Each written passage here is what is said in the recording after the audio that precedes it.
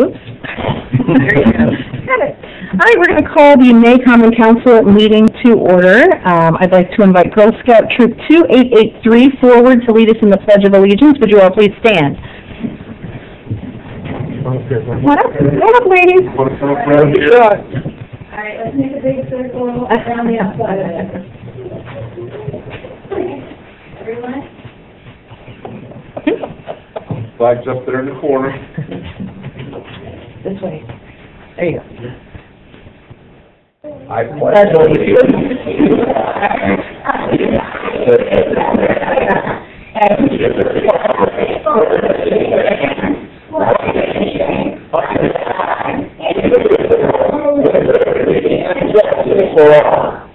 Thank you very much, ladies. You can be seated again. You'll be hearing from them a little bit later on. They have a special presentation for us this evening.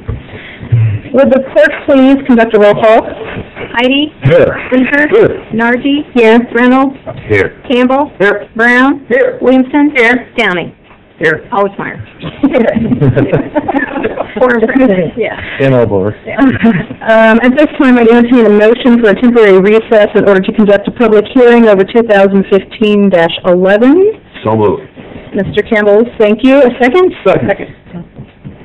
Except for Greg. It's been moved and seconded to temporarily recess in order to conduct a public hearing over ordinance 2015-11. Would the clerk please read the ordinance? An ordinance for appropriation of a local option highway user tax, County Wheel Tax Fund number 249. Thank you. All those, I should have asked if all those were in favor of that recess. If so, say aye. Aye. Opposed? Okay, did you want to address this now, Mayor, or later in the meeting? Okay. Is there any public comment regarding this ordinance?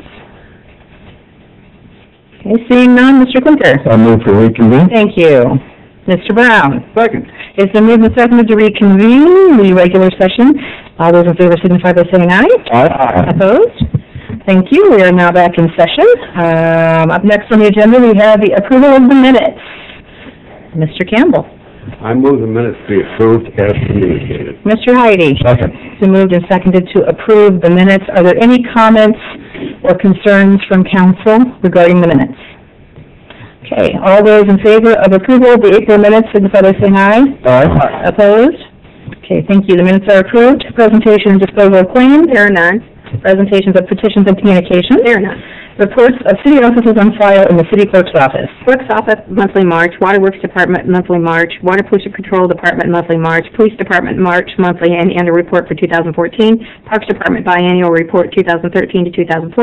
Lafayette Redevelopment Commission, annual report 2014. Thank you. And as a reminder to the public, those reports are on file at the clerk's office and may be read during regular business hours, which will not be tomorrow because we are closed for primary election day. All right, our first ordinance for second reading. Madam President? Yes. Would it be appropriate to suspend the rules so that the young ladies could present their program, or do we want to wait until we've got... I think the director was interested in having them see the meeting. Oh, good. So that they could kind of see their government in action. But if you were... No? We're good? All right. Cool. We have ordinance 2015-10. An ordinance to amend ordinance 2014-23, an ordinance fixing the salaries of the appointed officers and employees of the city of Lafayette, Indiana for the year 2015, excluding the sworn protective occupation and law enforcement members of the police and fire departments. It's the pleasure of the council, Mr. Clinker. I move to hear ordinance 2015-10 on second reading. Thank you. Mrs. Nargi. Second. It's been moved and seconded to hear ordinance 2015-10 on second reading. Mr. Mayor, did you, or is it Mrs. Loughlin, is she here? Did you want to refresh the public's mind on what this ordinance is? Okay. She gets it. I was back and forth whether I was going to be here tonight. This is the ordinance to increase the salary for the head zookeeper at Columbian Park Zoo. As you know, we have tried on a few different occasions now to acquire someone, have not been successful in doing that, and we are kind of getting to that critical point. So we did some research at other zoos and kind of looked at the market, and we came up with where we thought that salary should be to hopefully attract someone. And we do have another on-site visit. So we're hoping in the next week or two maybe we can make an announcement that we've been able to hire a new zoo director. So this is second reading. We'd appreciate your support. We're not asking for any additional appropriations. We'll save money in other spots to make things work. Thank you very much. Any comments or questions of the mayor? Just one, so we do have additional candidates? Not a lot, we got a couple, yeah. Any other comments or questions from council? Any comments or questions from members of the public regarding this ordinance? Okay, seeing none, would the clerk please conduct a roll call vote? Heidi? Aye. Clinker? Aye. Nargi? Aye. Reynolds? Aye. Campbell? Aye. Brown? Aye. Williamson? Downing? Aye. Ordinance passes 8-0. Thank you very much. Moving on to the next ordinance for second reading, which is ordinance 2015-11. An ordinance for appropriation of a local option highway user tax, County Wheel Tax Fund 249. Mr. Downing. I move to hear and approve ordinance 2015-11. Thank you, Mrs. Williamson. Second. It's been moved and seconded to hear ordinance 2015-11. Mr. Mayor. Ladies and gentlemen of the council, Madam Chairman, this is the wheel tax ordinance. As you know, when we first started this, we decided we would use the process of appropriating that money separately, apart from the budget, in the efforts of transparency, so people would see exactly where that money was going. And so this is the second reading on that, and you've been given the list of roads. If the money continues to come in at a good pace, we may come back to you and appropriate some more and do some additional roads. It's coming in pretty good right now, so but we'll cross that bridge when we think where we're at. But so we'd appreciate this so we could get started on some paving and some road work. Thank you very much. Questions or comments for the mayor? Thank you, Mr. Mayor. Any questions or comments from the council in general regarding this ordinance? Questions or comments from the public? All right, seeing none, would the clerk please conduct a roll call vote? Aye. I thought I beat you guys first. Did you say Heidi? We don't do that. Let me hear that keep quiet. Mr. Heidi? Aye. Clinker? Aye. Nargi? Aye. Reynolds? Aye. Campbell? Aye. Brown? Aye. Williamson? Downing? Aye. Ordinance passes 8-0. I only want some paved roads today.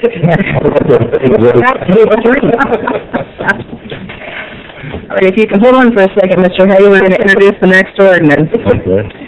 We have one ordinance for first reading tonight, ordinance 2015-12. In order to amend ordinance 2014-23, an ordinance fixing the salaries of the appointed officers and employees of the city of Lafayette, Indiana for the year 2015, including the sworn and protective occupation and law enforcement members of the police and fire department. Mr. Brown. Madam President, I move that we hear and approve ordinance 2015-12. Mr. Campbell. I second. It's been moved and seconded to hear ordinance 2015-12. Mr. Mayor. Mr. Chairman, ladies and gentlemen of the council, as you know from a further discussion, this is reference to one of our parking personnel. Just about 17 months ago, we took over parking here in the city of Lafayette and adopted a new philosophy, and we're doing that internally. And so we started off our parking personnel at certain salary classifications that we thought would be appropriate for those jobs.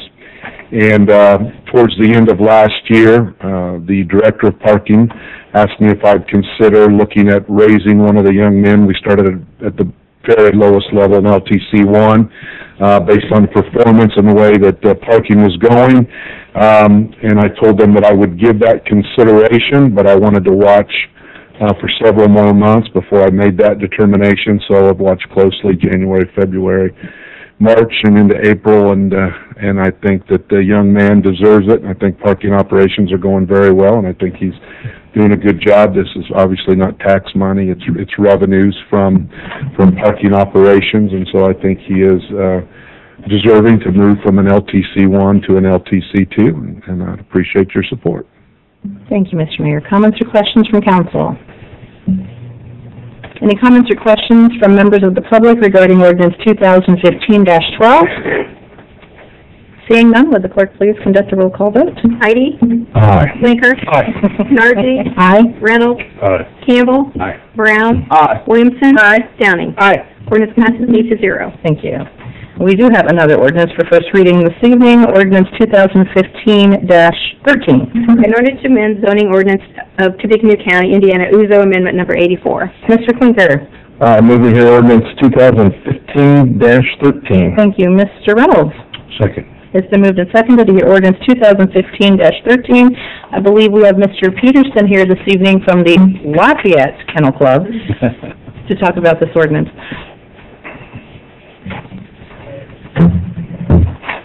Good evening. Thank you for sharing this, and we even have visual aids. I was hoping you'd bring a dog.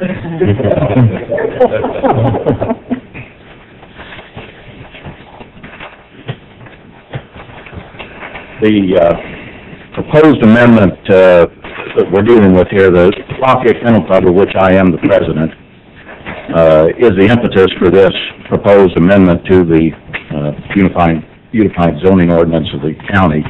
We are presently located in Shadeland Township, and thus outside of the jurisdiction of the UZO, because Shadeland doesn't play with everybody else. Enough said. However, we are looking to relocate our facility, and the new location will probably be within the UZO jurisdiction. So we went to the APC and asked them to research this a little bit, and what they found was that what we do, which is pet training and showing, would at present only be permitted in rural zones and then would require special exception. And that's because what we do is not a specific line item within the UZO. And so it consequently falls under this catch-all category, which puts us into an agricultural area, which is, out in the hinterlands. And as it turns out, the categories we need to be under, there isn't even any properties presently zoned that within the county.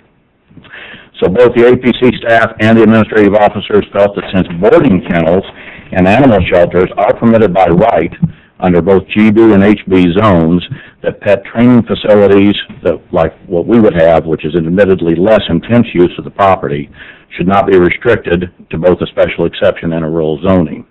They recommend, the APC staff recommends that pet training be permitted by right in GB, HB, and I-1, 2, and 3.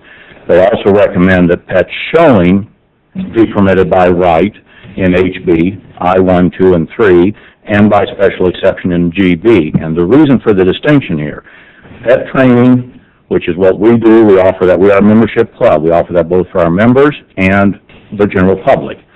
Pet training typically involves 10 to 15 people at the most in the building at any one time. That's normally in the evening hours. Pet showing could involve, which is typically done on Thursdays or Saturdays and Sundays, typically might involve more in the neighborhood of 40 to 45 people in the building. So we have a parking concern. So that's why they said if it's under GB, we need to make sure that we got parking handled. So that's the reason for the exception. What we're looking for here tonight is we're trying to be proactive in being ready for our move. We are not presently asking for a rezone or variance of any particular property, although we are presently in negotiation with some properties around town that we might be able to relocate at. And each of these properties would fall under the UZO, so that's why we need to have this in place.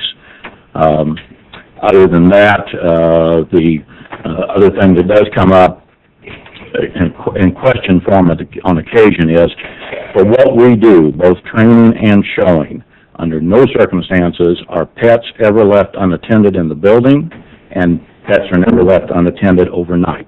We're not a kennels, we're not boarding, we're not a shelter, anything like that. And just out of further information, both pet training and showing are presently occurring within the county UZO jurisdiction. The inappropriate use has just never been, nobody's made note of it. Now some of that's happening in conjunction with retail activity, for instance, PetSmart out there. They do it inside, so it's a small portion of their building, or a small portion of their activity. But this is happening, so it's not like we're trying to introduce something, we're not reinventing the wheel here, folks. We're just trying to be ready to accommodate our needs and accommodate both the membership needs and the general public. So we certainly would appreciate your approval and support of this. Thank you very much, Mr. Peterson. Comments or questions from council? What is the value of you having this done before you even have a location? Because most likely we are going to end up in a GB zone and possibly HB, but most of the properties we're looking at right now are all in GB. And the problem right now is that once we identify this property where we want to go, there's no mechanism in place to even come to APC or to you guys and say, hey, we'd like a variance, because we're not allowed there. What APC is trying to get done here is get a line item put in the UZO, so now we're ready to go to request the variance if it's under GB, or by right if we happen to have HB. But as the area plan has explained it to us, if we found a property today and it needed, regardless, I mean, if we're within the jurisdiction of the UZO, we can't go there because we're restricted to agricultural area. So not only we would have to start there, we'd have to go through this process, then go through the process of requesting the variance.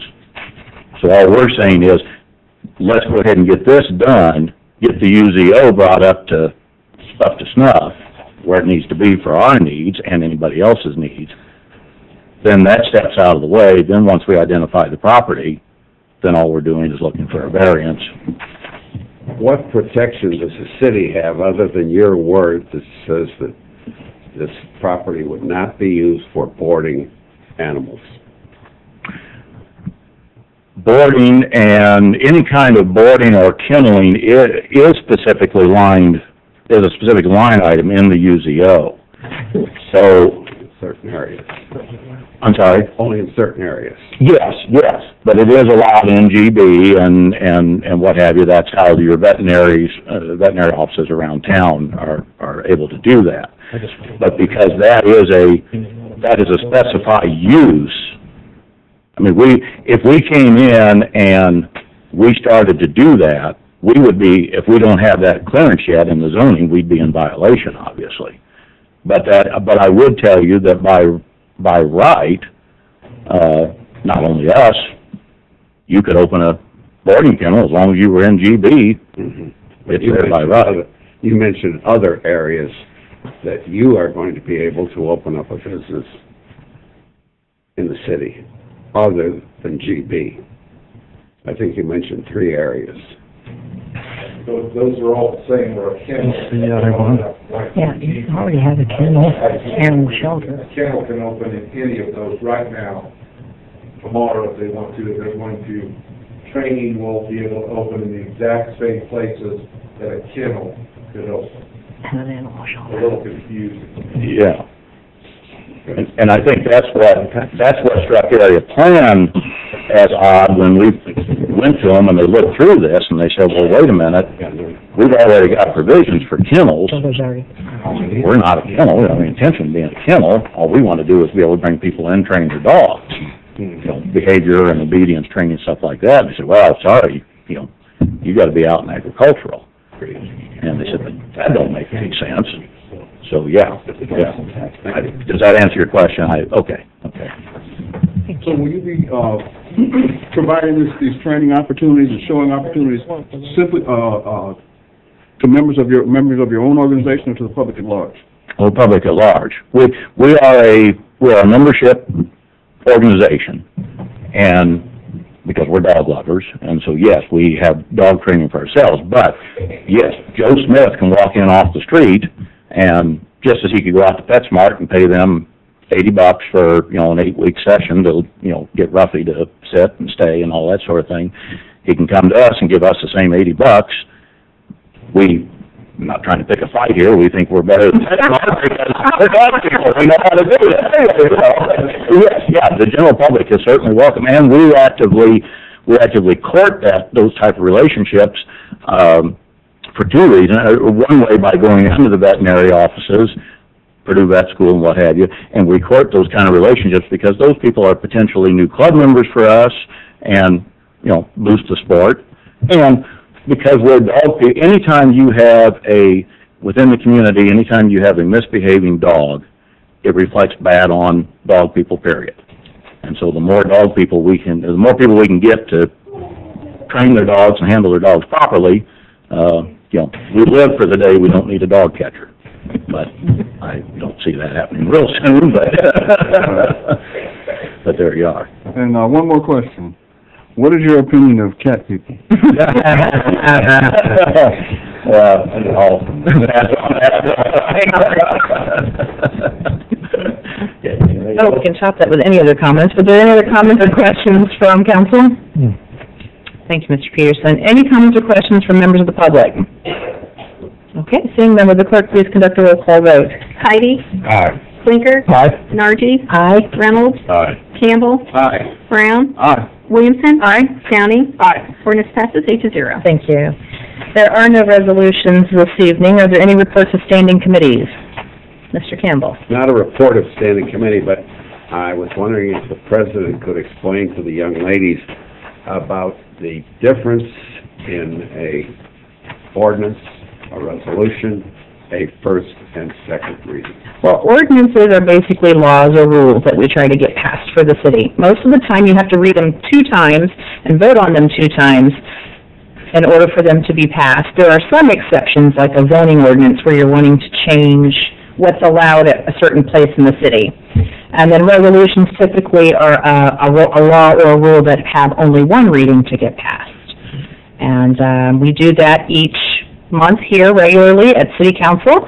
Anybody is welcome to get a rule or a law sponsored by anybody and bring it forward to be voted on to change the rules or the laws for the city.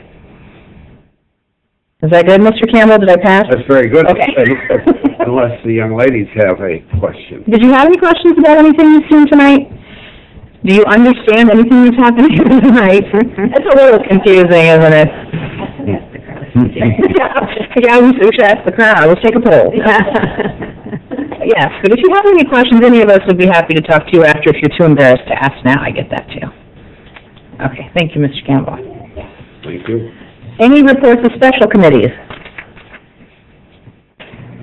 Reports by the mayor. I think under that, we're going to have Jimmy Leshny, our city engineer, talk to you just a little bit about that tower question that I talked to you earlier in the week. Not here. John Burns. Is she here? Yeah. No. John.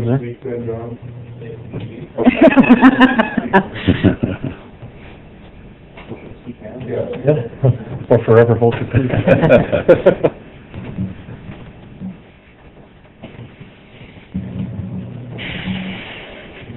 Good evening, John Burns. I'm here on behalf of the Wabash Valley Trust for Historic Preservation. I'm president of that organization. To try to describe this tower quickly to bring you up to speed why I'm here, the tower was erected in 2001. About that time, the Wabash Valley Trust, then people had filed a complaint letter with the FCC about this tower, not having gone through Section 106 review. Section 106 review is basically the part of the review that ensures that historical and important natural features are not marred by somehow. So a tower in a historic district is kind of what was the impetus for the trust filing complaint back in 2001. 13 years later, I get a phone call, and I'm very confused why I'm being questioned now. I wasn't even part of that organization, but as they explained it, it made its way up to the top of the pile. Lots of towers across the country are being looked at, and it takes a long time, and this one's finally come up. What I was asked is, does the organization now still support the view that we had in 2001? After reconvening some of the former members and talking with the current members, we do. What I wanted to know from the city, I guess, and why I reached out to Jenny and then Tony, is because our organization, really all we have in this game is a complaint letter that's kind of put a cog in the wheel, kind of jam things up, but we don't really have any staying power. My other hat, I work at the Area Plan Commission as a planner, and I know that this tower is on a lot zone, neighborhood business, urban. The tower right now doesn't have any antennas on it, so it's not functioning as a cell tower technically. So there is no violation, but the moment he can put an antenna on there, it becomes a primary communication tower, and then it's doesn't have anything to do with the small business that's run there. Right now it's kind of accessory to the small business. The tower owner, though, obviously would like to have some income generated from this tower, and he's petitioning to get carriers to locate on here. And none of this can happen without the FCC giving the approval. And the FCC has not been moving any direction until they hear from us to know how we feel. So I kind of wanted to put it out there to let you know that the ultimate stopping power, I think, probably falls here. As much as I'd like to think the trust organization can make a difference too, you guys are certainly part of the game. So that's where we're at. Quickly. Do any of you young ladies have a cell phone, or does your mother or father have cell phones? Now, John, will you explain to the young ladies what this tower would do? What this tower has done, or what this tower would do if there were antennas? Whatever's related to cell phones. Yeah. Well, basically, when you pick up your phone and you push buttons on there, anytime you want to talk to somebody, send a message, get on the internet, it picks up signals from these big towers. Usually you see them out along highways. Sometimes you see antennas on the tops of tall buildings. You see these big towers. You'll notice, though, you don't see a lot inside of the neighborhoods of Lafayette. Most of them are in the commercial areas, industrial areas. So this one's a little bit different in that it sticks up next to church steeples. So. Thank you. I guess in your conversation you mentioned, I guess the current zoning of that business. If he starts to put up a cell tower, cell antennas, and all that kind of thing, is he going to be in violation of his zoning? Absolutely. And he should be coming to the engineer's office for a permit to put not only the necessary shelter or cabinet on the ground, but the antennas as well. So he would need to get a permit from the engineer's office, and I don't think that would be issued right now because obviously it's not a permitted use. But this is something that I think will probably, the persistence will be there. Well, 13 years have gone by, and we're still talking about it. So, have you responded yet? To the FCC, I have, and I have told him that the position of the organization is such that we feel that it shouldn't be there and it's not appropriate without this Section 106 review. And I did not give an opinion of the city, but I did point out the zoning and the zoning violation if this were to turn into a full-blown cell tower. Yeah. You will need a rezone? Absolutely. This would require a rezone either to an I-1, I-2, or I-3 zoning district, an industrial district, in between, St. Mary's neighborhood, Upper Main Street, Historic District. And there was some question, at least back in 2001, was this in a historic district or not? And Jenny was, I think, going to try to give me some clarification, but I think that there was some murkiness because of the difference of a local historic district versus a national historic district. Someone checked one map, maybe. I don't really know what happened here in 2001 when the permitting process went through. How did he get, who issued a permit to build it? It was issued by the engineer. Of the city? It was. So we didn't have a right then to say, okay, was he grandfathered at that time? Or are we going to, does he come back to us and say, no, wait a minute, you issued us a permit, right? And now you're telling me that I can't use it? Right. Well, I can answer part of that. Jenny had a family emergency, but she said the reason it was filed was he did not follow the procedure and he did not do his 106 environmental review, and he went ahead and put it up without doing that. So he was not actually allowed to put it up to begin with. Well, I think wasn't it supposed to be an upgrade at the time? Remember that used to be just a steel tower, kind of like sits out to the state police post and so on. We had the same one at 5 Points, and then I think it ended up getting bigger than what it was. Right.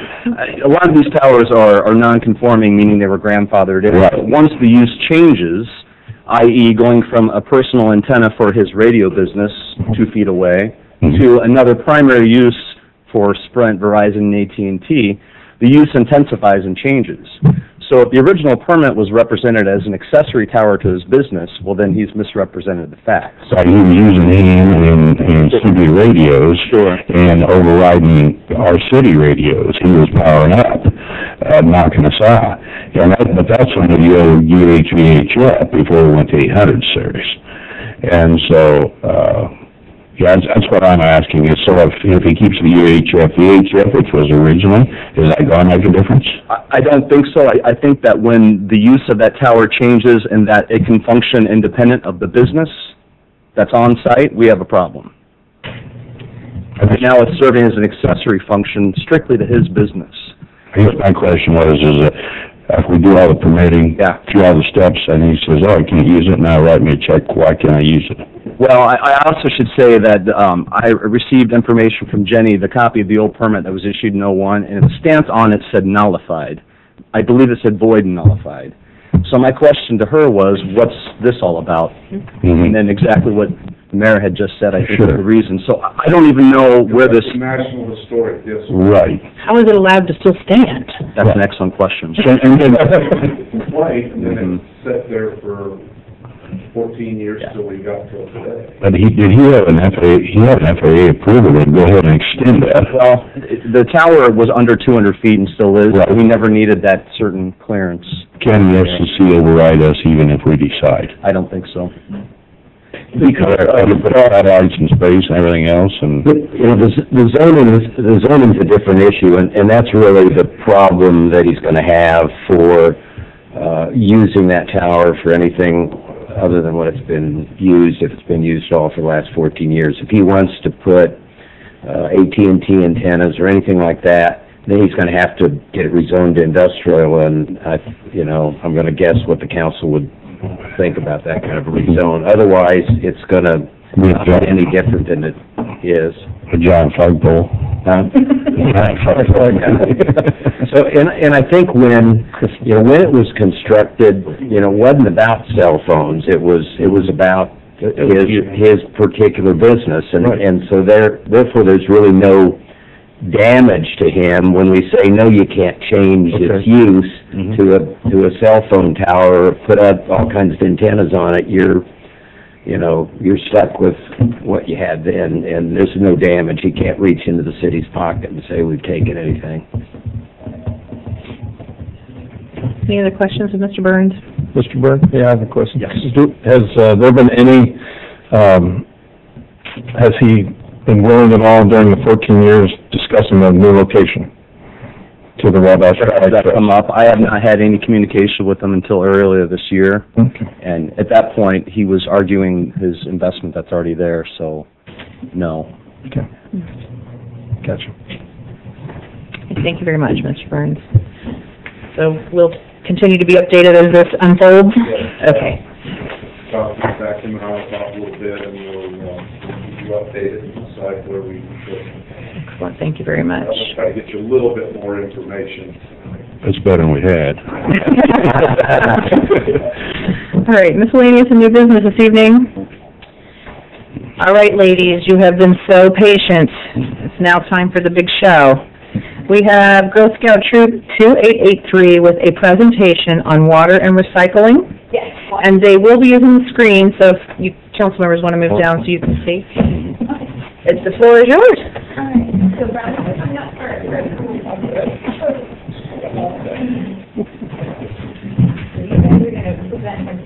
No, they're going to have to probably, the screen comes down right here. They might come back just a little bit. There you go, right there, fine.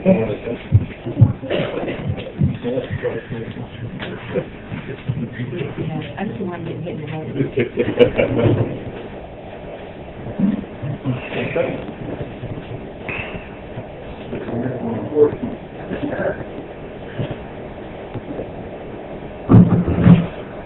So they might want to just hold the microphone. You want to talk with the microphone?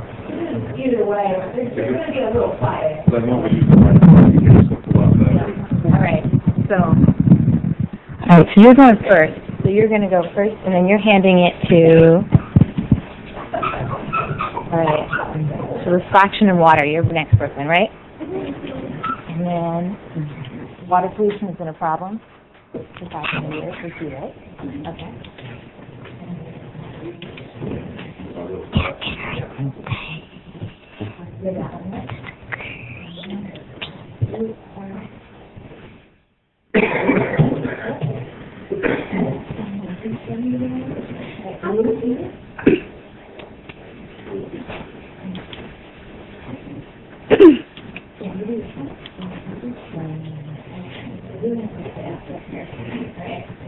All right.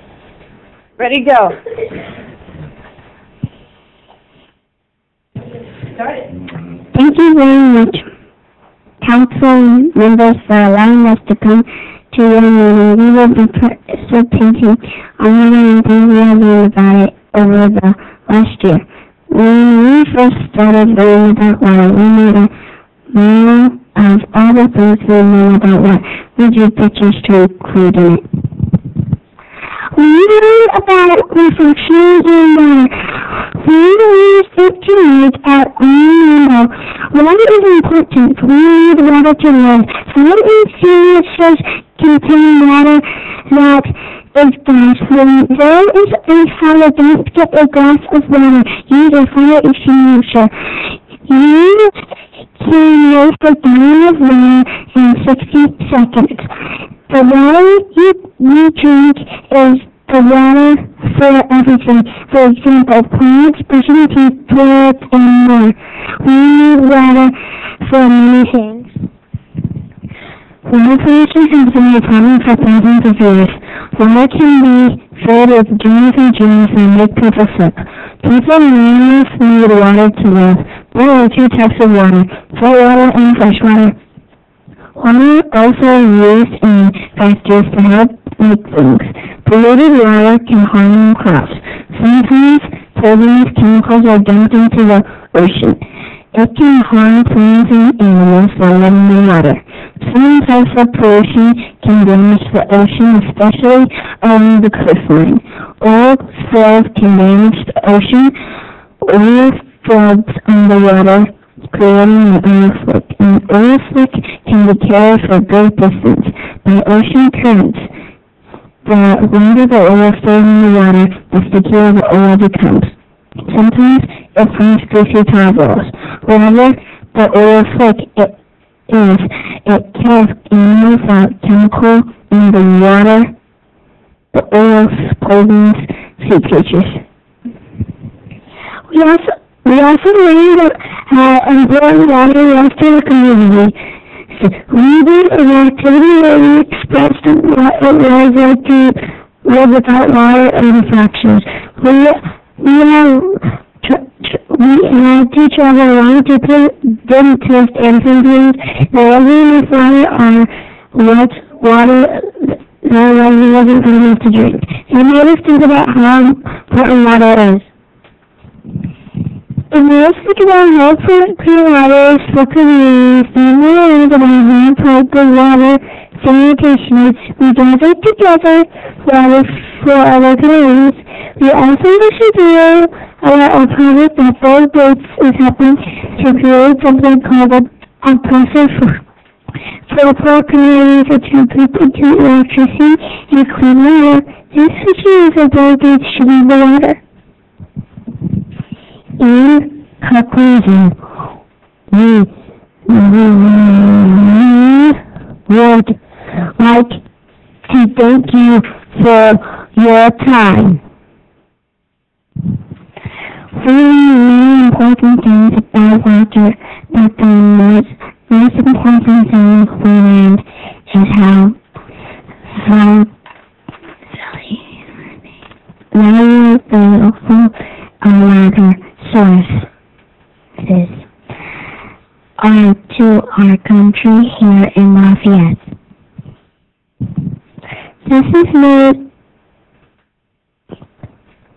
This makes us think about how important clean water is for communities. We then learned about how important water You just say thank you. Okay. 1, 2, 3. Thank you.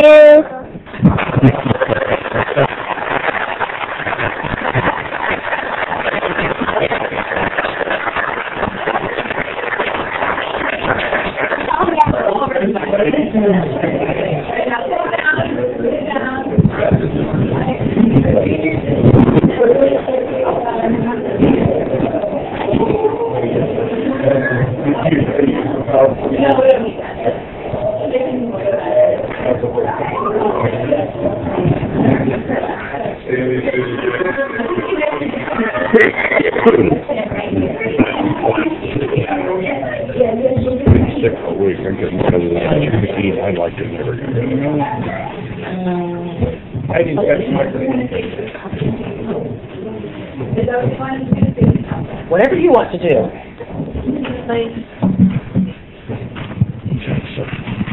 Good evening. My name is Dan. Policy Girl Scout law says that we promise to use our resources wisely. The juniors have been spending the last couple of months learning about recycling, since it is about using our resources wisely. What it is, what we can recycle, what it means for our environment, and how it affects our economy. Recycling is defined as the conversion of waste into usable material or material that can be used again.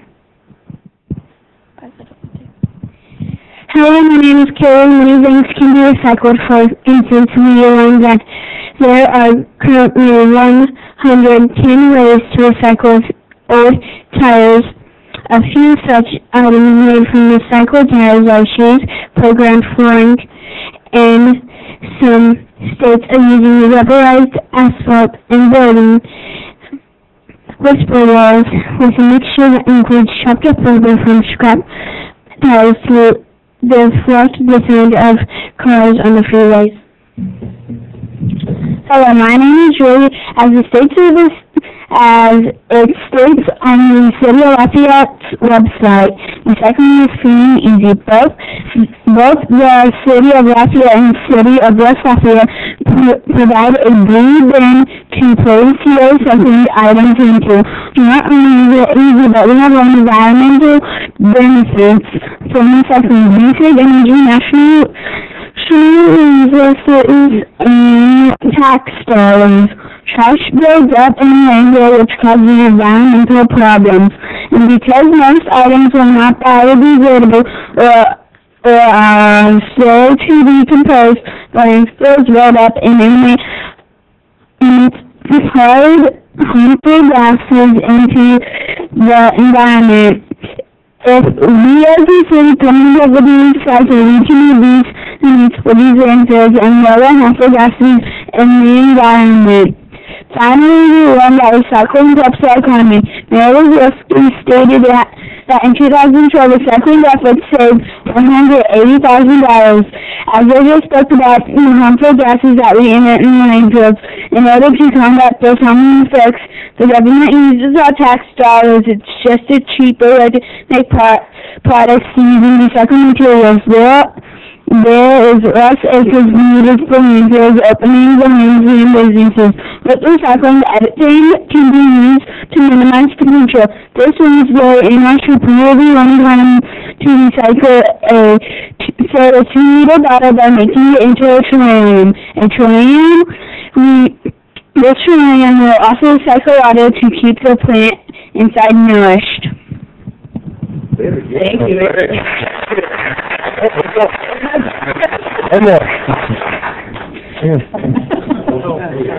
I hope you, like us, have learned a bit more about recycling, and it is our hope that Lafayette continues to find ways that the city can participate in recycling. Thank you.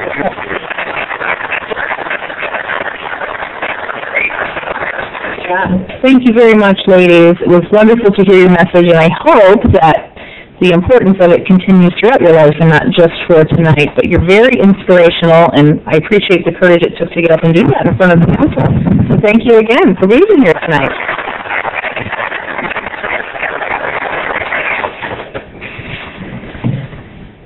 All right.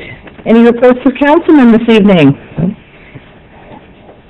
Okay, so ladies, now we're going to move on to the portion called public comments, where people from the public are invited to come forward. They have 3 minutes to speak, to say what's on their mind. Please don't forget to state your name and address before your comments.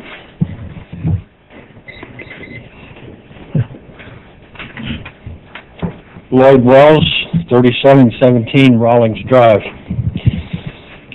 Just something that has come up that makes me wonder a little bit how much thought goes into some of the things we do. Man starts a business. Man buys a sign to promote his business. He hires the best sign builders in the business to build it. Spends $5,000 to build a sign. The man maintains the sign for over 25 years. with the premier manufacturer of the sign and premier provider of signs.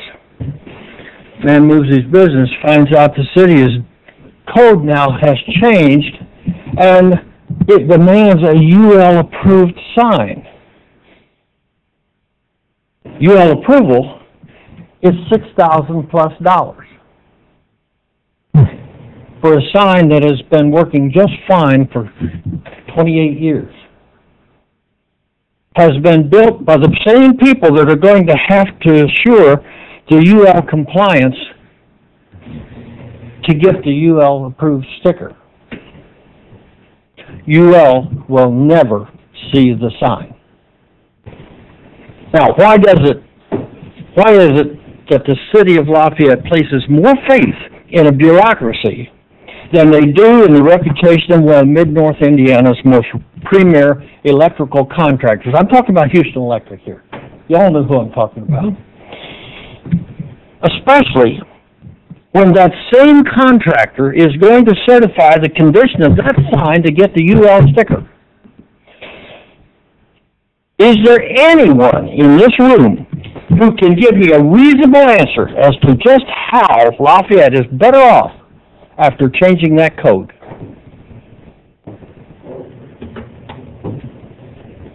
Sign code goes to the area planning commission and to the whole county. Pardon?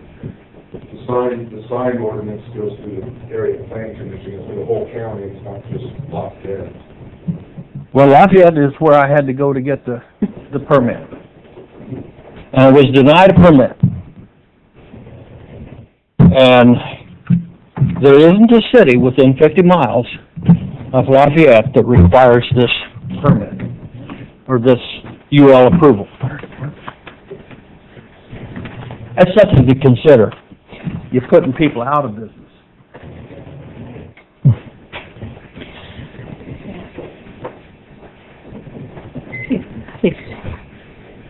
I'm Rose Kazmarowski, 334 South 26th Street. I'm here today just to say hello and happy Bike Month. It's May is Bike Month, and I'm a member of Bicycle Lafayette, and I'm also serving on the Citizen Advisory Committee for the Bicycle and Pedestrian Master Plan. So you should be seeing some action on that this month, and looking forward to what the city and the contractors have been putting together, because we're going to review that on May 20th.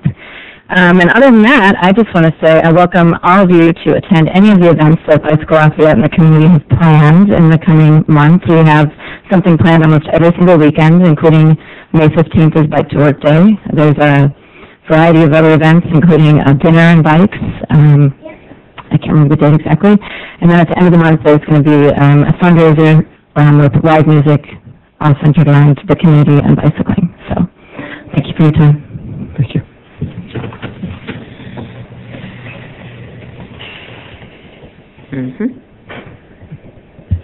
Curly Barbie, 3700 Redbud Avenue. First, I'd like to thank the girls from the Scouts tonight that came out. I thought that was very nice of you guys to come out and share your presentation with us tonight. The girls talked about recycling. I wanted to just put out there that Cindy Murray's been working on with her council, youth council, as May 16th, I do believe. That's a Saturday, 10 o'clock at Columbian Park. Get all the Scouts. You guys can come out and help us clean up. The Boy Scouts is more than welcome to. Everyone, small and large organizations, you just call Cindy. I won't be able to help you all this year because I got to work at the hospital, unfortunately. But if you need help, just let me know, and I can. I'm going to do it days ahead of time. But if you need any more help, let me know. Thanks for your donation. Is the time 10 o'clock? It's 9. 9. 9. 9 o'clock. 9 o'clock until noon. But I'll still be there at 10. So.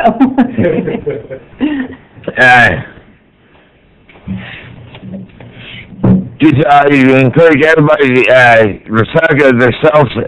So far to this day, I personally myself did 58 tubs this year. Wow. Well done. I want to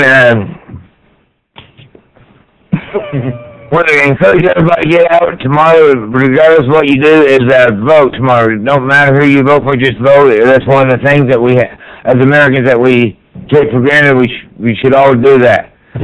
Before we leave, before I get the buzzer, I want to wish all you women out there and here and at home a happy Mother's Day this weekend. Thank you. So have a great week. You too, thank you. I'd just like to add that Day of Clean Sweep is also Lemonade Day in the city, so after you're all hot from cleaning up all the trash, stop by the stand and have a nice glass of lemonade and support the youth in the community. Any other public comment this evening? Kevin? Move for adjournment. Mr. Clinker, sorry. That's it. That's my name. I move for adjournment. Mr. Reynolds? Second. All those in favor of adjournment signify by saying aye. Aye.